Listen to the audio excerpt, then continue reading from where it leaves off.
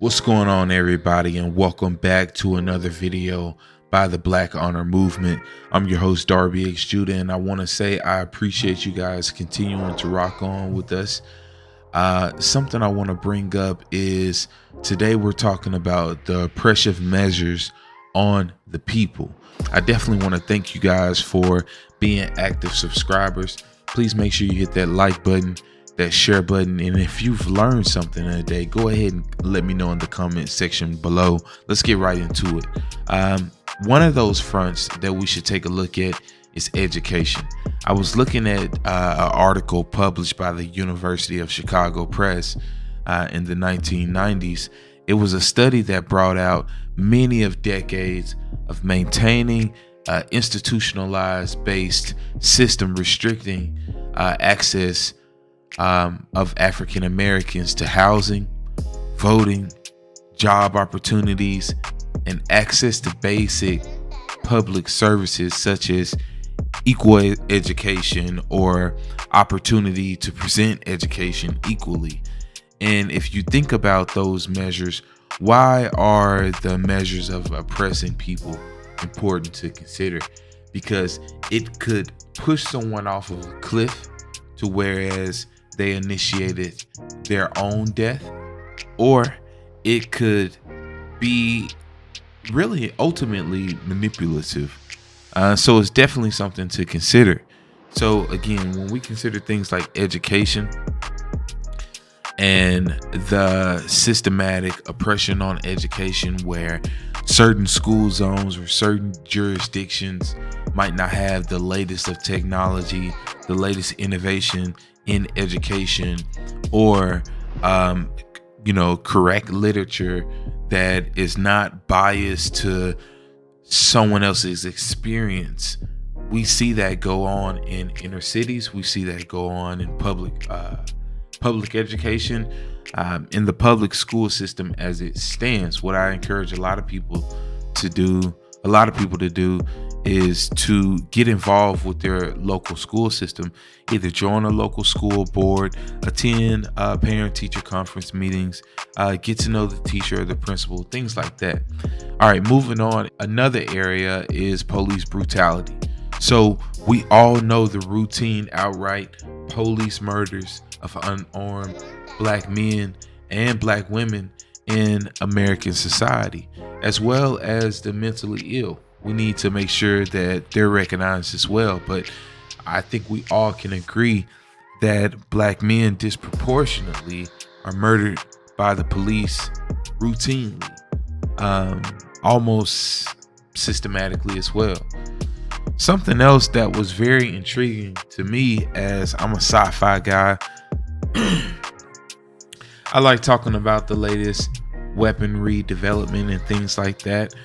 Something as I get older, I get more interested in is non-lethal weapons. And something I saw from the United States Department of Defense itself is in September 12th, 2006, the Associated Press published an article that said that Air Force officials say that non-lethal weapons should be used on people in crowd control situations. Now, we've definitely seen scenarios of that happening throughout American history, but just going back through the history itself, seeing how these things came into pass and where this is going is definitely concerning and interesting at the same time.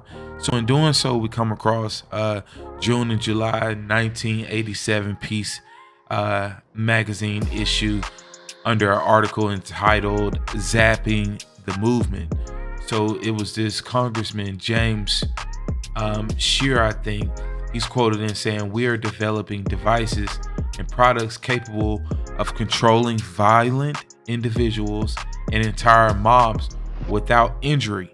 We can tranquilize, impede, immobilize, harass, shock, upset, chill, temporarily blind, deafen, or just plain scare the wits out of anyone the police have a proper need to control and restrain.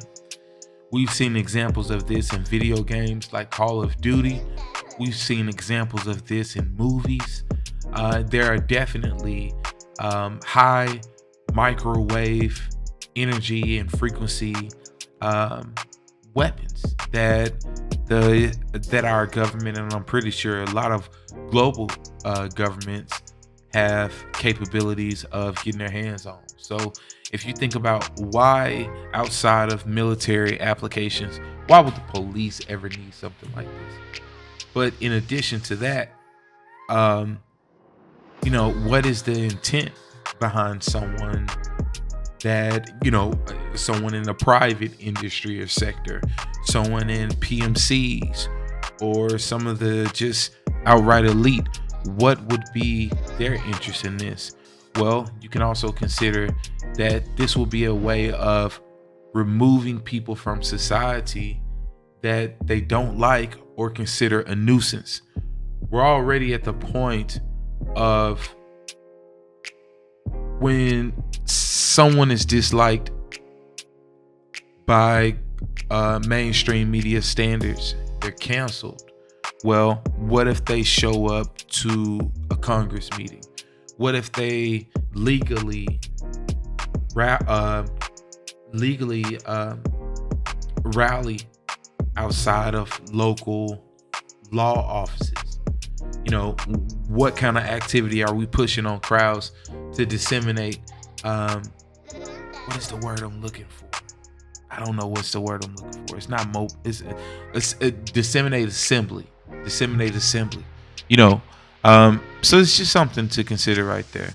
So obviously, in addition to criminal and terroristic organizations, other groups of people can emerge on national security and regional security, type of channels. So when we look at these groups, who could they be, right? Who could these groups be that come across, again, national and regional security offices? Well, some of these groups could be various fundamental religious groups. We're just going off what Dr. Alexander wrote here. Fundamental religious groups looking for homelands, starving masses, those who are economically deprived, and those who believe they are socially oppressed. So I'm pretty sure you can see the type of work that we do here at the Black Honor Movement. It can even be dangerous in some areas and in some instances. We have to be very careful. That's why it's very important to make one last ditch attempt, one last ditch effort to assembly with those of like mind. So it's just something, I know I say this over and over again, but yeah, something to consider, right? So once someone, and this is just my belief, it's obviously a list and people get added to it every day, right? You can look at your local celebrities. Was Kanye West added to that list? Donald Trump? Anyone that the media doesn't like, anyone that the establishment, the powers that be doesn't like, we see that they're clearly targeted individuals, right? So it's clearly a list and people are obviously added to it. But once someone's added to it, they are all open to all types of experimentation with surveillance and direct energy weapons, like we first discussed with these, high frequency, non-lethal weapons. Now, again, once someone is added to this list, they're greenlit. Like I know I referenced them a few times, like Kanye West said, they're greenlit, right? But greenlit to what? All type of experimentation on surveillance. We've never seen this many people in the community mobilize together because someone else doesn't like Kanye West or someone else doesn't like this politician. It could be a social experiment. It doesn't always have to be weapons related. It could be a social experiment of surveillance. It could be, like technology. It could be weaponry. But but it's definitely all different type of experimentation with surveillance on people. Once someone's a hot topic nowadays, everyone's talking about them. Everyone's recording them from a different angle. Everyone's pulling up their dirt. Everyone's analyzing their videos, reacting to something that they said years ago. Am I lying? Let me know in the comment section below if I'm lying, right? So it's almost like if someone's labeled a threat to the status quo, someone's labeled a threat to society, anything goes for them. And there's really no prospective laws to prevent such type of treatment at this time. It's freedom of speech for one side. It's freedom of speech for persecution, but not for the oppressed. And that's something that we have to get in front of. We can't play our parts in canceling people that shouldn't be canceled. The only person that has the capability of canceling someone is God. It's double speech when people say, oh, well, you can't judge. The same people say that you can't judge tell you that they have a right to cancel. Now, tell me where that makes sense, right? All right, so moving on. No mainstream organization to this date has a ready-made, genuine effort to expose what's really going on in this world. Let me repeat that. No mainstream organization to this date has made a genuine effort to expose what's going on with what we've talked about in this video thus far, right? There are also multiple ways that people can be added to a list. We saw through whistleblower Edward Snowden. We saw through all different type of report leaks from the NSA. We see depicted in movies. It's multiple ways that a person can be added to a list, but history shows us that the vast majority of these targets added to this domestic covert action of a list, they pretty much only engage in peaceful protests. They pretty much only engage in peaceful protests. You look at Dr. Martin Luther King. Did he do any harm to anyone's health or safety? Malcolm X. Did he do any harm to anyone's health or safety? If you look at a lot of these Marxist, socialist, communist, liberalist societies, a lot of them do harm to children and adults, psychological and physical health and safety. And being totally honest, the only danger that people with their voice pose to the status quo is their voice. Our only power, our only weapon that we have is the words that come out of our mouth and the relationship that we have with the Most High. And another threat that we have to the establishment is when we say powerful words, but then we have a good example to back it up. Not a good example of what's wrong with the world, but how we've identified what's wrong and how we're looking in the mirror and we're making a change with ourselves to make the world a better place. So when you look at these people that have engaged in peaceful protests, peaceful change, they're trying to make the world a better place. And that can be dangerous depending on what the agenda is. And for our movement, we're all about identifying the dangers that's stumbling and holding us back within the community, as well as the threats that do not have any place within our community. So it's important for us to examine together, right? So before we wrap this segment up, let's take a look at who's targeted. Well, we already spoke about protesters. Also whistleblowers. People are just targeted. Maybe it's a zip code or a town targeted for experimentation with these active denial systems. Maybe it's people of a various political movement. Again, we spoke about experimental surveillance. It could possibly be social surveillance as well. those who are of a political movement and are going to report back to the establishment their local investigations via things like social media, like Facebook, like Twitter. Also, who else could be on this list? Someone who is just a disgruntled ex, and their ex has influence and power, so they want to control their speech. Just criminals could be targeted through experimentation of surveillance, as well as energy and non-lethal experimentation of weaponry as well. Those who have reported a crime to a prosecutor, but who the people of the crime are of a organization or high level crime ring, right? Gays and minorities. Well, I guess I should have flipped that. Minorities and gays, whatever. Landlords, right? Inventors waiting paybacks, right? The mentally ill.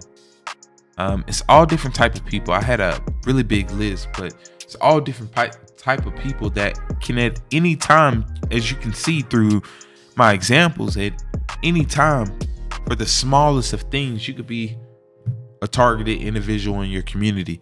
It's not paranoia. It's just understanding advancement in technology.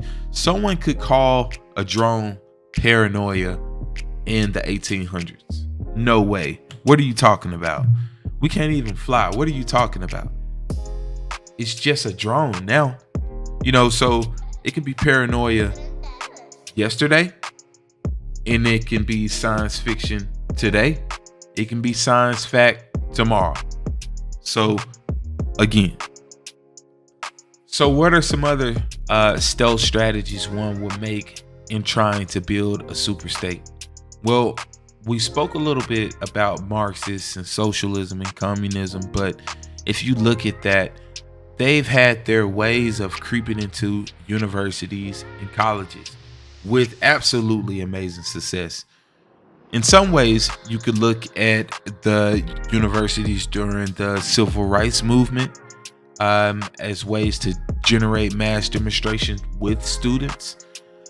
You can also look at the exploitation of emotional issues like actively going to war, or the use of chemical and biological weapons, or the environment. I mean, we obviously see social climate activists, right?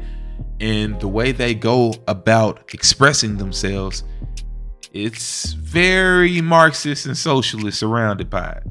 And it's very protected by a system that's each and every day becomes, we want to call it democratic, but it mimics socialism and Marxism and communism very closely, right? Not only that, not only the environment and things like what we spoke about, but civil rights, minority rights, feminism, race, homosexuality rights, things like that. The leader of the Black Lives Movement even said she was a proud Marxist. This is some things that they proudly proclaim. So if someone is telling it to us, publishing it in books, recording it on national television, maybe we should believe them. But you know what? These exploitations long term, they demand the need for a global, one world, one government system solution. We see the corruptions on a national level. We see the corruptions within social movements. And more people are feeling like, look, I give up. I do like the way Russia's doing things. I do like the way China's doing things. America, I am a proud American, but maybe we should make some drastic changes. Maybe we should consider, this sounds pretty cool. I can make some money in this. It's a whole lot of influence at this time. And emotionally, people are finding themselves thinking less and less. So again, it's exploitation at its finest. I'm going to go over some areas of focus that I think if one is definitely trying to accomplish what we allege that they're doing. Here's some areas of focus that I think that they're touching on. Number one, what we can see plainly in our face, and it's most important, is the acquisition to control America's money and economic system, right? Then you also look, whether it's celebrities, whether it's politicians, whether it's peacekeepers, inventors, entrepreneurs, whoever it is, we still see that the system finds desirable men who, for a price, will be willing to serve as frontiers and promote themselves in high places of government, of positions of power, and things like that. But at the whole time, they're furthering an agenda. Third, and not least important, it's very important actually, and hits very close home to me as a black man, is to create minority group strifes throughout the nation, and definitely and most particularly between the black and white communities. We do have allies in the black and white communities. We recognize that not all skin folk is kinfolk, and not everybody that looks like you, that doesn't look like you, is the enemy. We have our places and areas where we can work together, where we can make money together, where we can have entertainment together, where we can receive education from another nation and give education and educate another nation, right? So it's so much areas of economic opportunities within our communities, right? So to let this agenda and this system push this strife and division between us, it's low willpower, it's low vibrational energy, it's counterproductive, it's destructive all the way around, and it has to be actively worked against, right? The fourth way is to create a movement to destroy all religions in the United States, right? But Christianity as the targeted religion and chief target religion, right? You can see black people say, "Oh, the Bible is the white man's book," right? We see how pagans, how Gentile nations, how all of these different nations have corrupted the true intended purpose of the Bible. We're not ignorant too, even though we are a light to other nations. So it's nothing wrong with other nations learning from our forefathers in the Bible. But we know that the Bible is a book written by black people for black people, and it's needed by black people today. It's our book. It's our history. I can't help that my history is written in the Bible. You've tried to duplicate it. You've weaponized it. You have manipulated it, but it still stands true through all of that. And it's brought so many brothers to realize who they are in these times, and it's nothing you can do about it. So of course, the last thing to do is to demonize it, right? They kind of took the saying, if you can't beat them, join them, right around. It for them is join them. Oh, we can't join them, beat them, because you can't lie to who people really are, and we know who we are. Something I was going to speak about, moving on from those four distinct areas of focus, is the NSA, right? But you know what? We all know that the federal government, we all know that law enforcement agencies, they insist on their right to eavesdrop. They just insist on their right to eavesdrop. A lot of people are fighting it, but as we walk into the age of technology, age of information, as we find out a lot about how these things work, how these wheels turn, we learn more and more about our digital human rights each and every day. And it can be overwhelming at sometimes. So we have a lot to learn, but at the same time, we have a lot to protect. Something else we need to consider, especially in the Black community, is different operations. One operation comes to mind is COINTELPRO. COINTELPRO was a series of covert and often illegal projects conducted by the FBI, aimed at investigating, disrupting, and just disorganizing political organizations, social organizations within the United States. COINTELPRO was primarily, however, used on infiltrating, disrupting, marginalizing, and subverting groups suspected to be affiliated with the militant Black nationalist movements, Black Panthers, peace movements, women's rights movements. COINTELPRO has been used a lot, and what I'm going to do is I'm going to post a few examples of COINTELPRO while I continue to talk about this subject.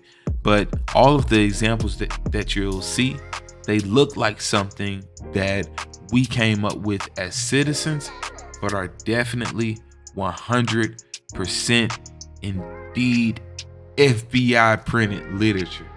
That's how serious this thing is, ladies and gentlemen, right?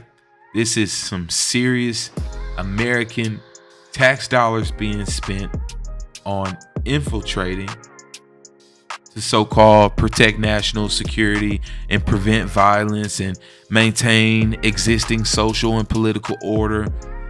But really it might be doing that by keeping people from the truth. But here's the problem with that. You can still have peace with someone being a descendant of slaves, 100% waking up to who he is. He can still be peaceful. You can still have peace and be held accountable that you should pay reparations to people that have built this country. You can still have peace by telling the truth and admitting that, hey, you know who you are. That means you know who we are, and our time is now. And obviously, our system is built on your service to making sure things go right. Stop us. And you can be stopped peacefully. You can be stopped without firing a single shot. And that's why it's so much of a threat. But I just want to say to those that don't understand who we are, we're the Black Honor Movement. And we see through all of that bullshit. And it's not affecting those of our communities. We understand that at one point in time, we will be infiltrated. And we'll treat that brother or that sister with 100% love. But even though when that day comes, like all other great movements, Christ was infiltrated. Who am I? We'll still treat that brother with love. Even though we'll be infiltrated, we won't be stopped. Speaking about infiltration, I wanna make a point out when it comes to racial tension. Racial tension, right? Let me put some on my list.